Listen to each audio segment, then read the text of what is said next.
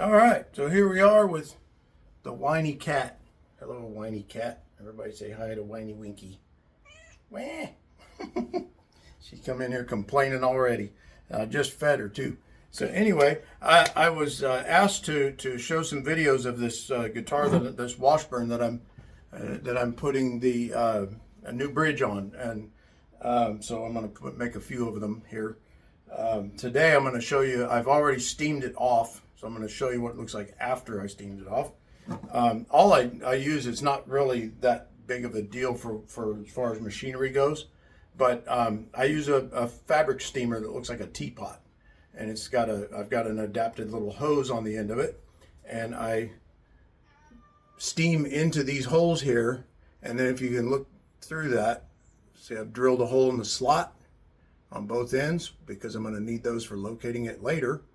And you steam through those with a little needle, and it steams the glue, softens the glue, and it comes off. And it's not as easy as it sounds. It takes a little bit of persuasion with a hot spatula to get underneath it and get it up there. And I'm going to pan the camera down here in a second and show you what it looks like when you get it off of the body of the guitar, because they can be very tricky. It's not something that you want to attempt unless you really know what you're doing, because you can destroy a very good guitar. And this one happens to be an American-made Washburn, which is actually fairly collectible and rare. And so you don't want to screw this up. And this one, if you can see, the bridge is rather ornate looking. Those are uncommon, and you cannot buy that in a blank format. You can buy the Martin style and Gibson style and acoustic nylon string classical. You can buy those in blank form, already blanked out with no holes in it. Buy them all day long. I have a whole stash of them out in the wood shop. But this one, you have to make it. So it's made from, as far as I can tell, it looks like walnut as the original piece. But what I'm making the replacement out of is rosewood from Patagonia, from South America. Very, very, very good wood.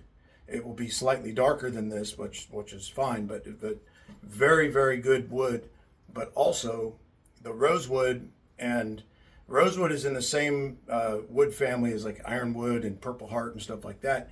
It's harder than walnut. It is almost as hard as aluminum. It's very it's almost as hard as zero aluminum, O aluminum. It's super, super hard to work with metalworking tools or with woodworking tools. And I will show you that when I get out there to the wood shop and show you what it is that I'm going to have to do to carve this, because of the thickness of the piece I'm using is about 3 times as thick as this. So it's going to have to be cut down, and it's a little bit tricky in how we do that. So I'm going to show you that and show you this real quick first, though. I'll get the camera here and pan it down. Sorry about that. But there is the body of the guitar right there. And I'll move this over a little bit so you can kind of get it in the picture. But if you put a little light on it. And what this is you can see underneath here, the natural finish that's on there is a polyurethane type finish, and obviously there isn't any where it's glued on. So because of the shape, you have to replace it with that shape, and you have to be very accurate when you do it, because you've got to get back to that same line, and also you have to get it lined up with where those holes go and where the slot goes.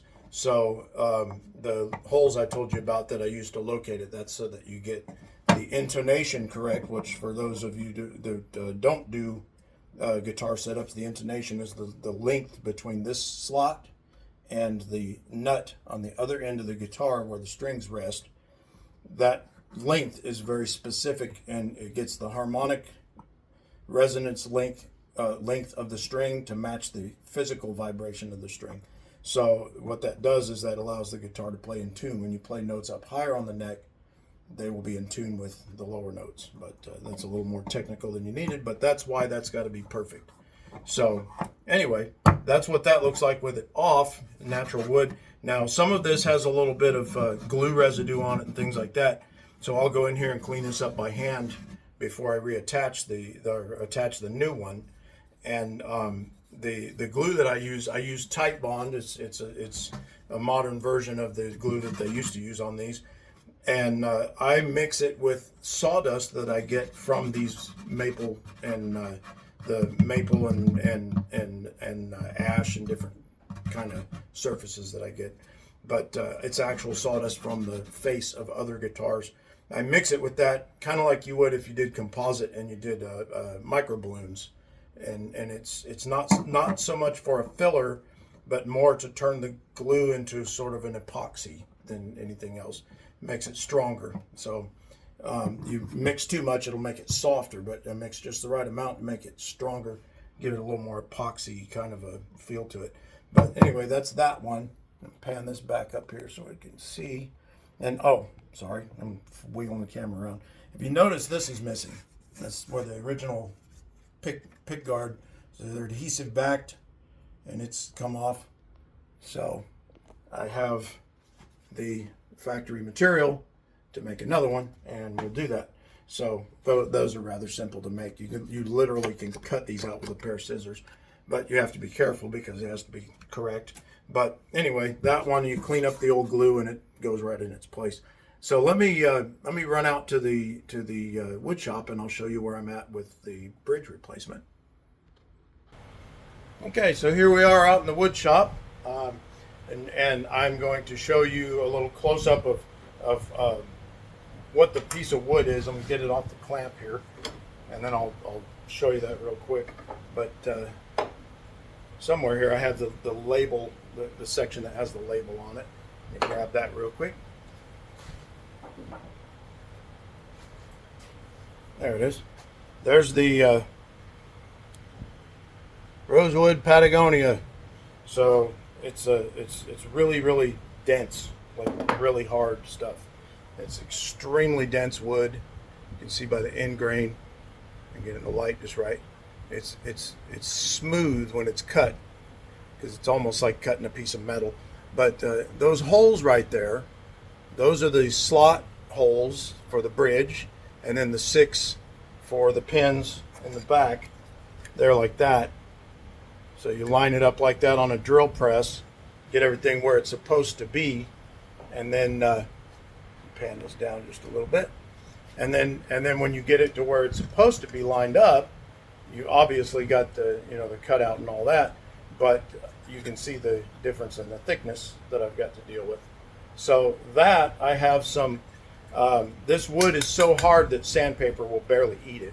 So I have a grinder bit that is actually a rasp, a circular rasp that will go on here, and I'll eat that down to approximately the proper thickness, and then I'll start laying out the shape of it, cut that out on my scroll saw, and finish off the rest of it by hand, where you do these little ornate divots in here. Those will all be carved out by hand. So it's going to take 2 or 3 evenings of doing this to get this carved out. But when it's all done, you're going to have a piece of rosewood, really nice. I can get it in the light just right. Real nice looking rosewood like that, and you can see the improvement in the wood quality. But anyway, that's where we're at with that. So a piece of Patagonia rosewood, and this piece right here weighs probably as much as I'd say probably maybe 10-12 ounces, maybe weighs about as much as a large cup of coffee. So shows you how much I drink coffee. I'm using it as a weight standard. So anyway, so that's the layout on it. So as I go through the process of thinning this down, I'll show a little bit of a video of how I carve that down and get it to the approximate thickness. And then as I go through and do the carving for the ornate part, I'll show that also. But that's where we're at. The reason why I'm starting with this piece now, I had another piece of Patagonia rosewood that was a little bit less dense than this one, and it was also half as thick. And I got into the ornate carving area, and because of this very, very thin part on the end, when I carved that out, it went snapped it right off. So I'm using the more dense wood to avoid that. So that's why we're starting over, and the guitar is still here and not done yet because I have to redo the bridge. But no big deal. We can handle that. I have made more complicated things. I was showing Alex the pictures that I did when I was up in Oklahoma City. My flyaway hair here. When I was up in Oklahoma City at the airport working quality control, one of the ladies there had a cane and broke it. It was a walnut cane, and it was the handle was a dolphin. It was from the Caribbean, and she dropped it and it snapped the handle off. And I took it home and carved a replacement dolphin. Just looking at a picture of a dolphin, and carved her a replacement dolphin handle and put that on the top of the cane. So it's, wood carving is just another aspect of what I do, but it's not quick. It takes a little bit of time sometimes, but it's also very enjoyable and kind of a therapeutic thing. So anyway, I appreciate everybody watching this. I'm going to get back to work on this piece here, and as I make the progress through here, I will share some more videos.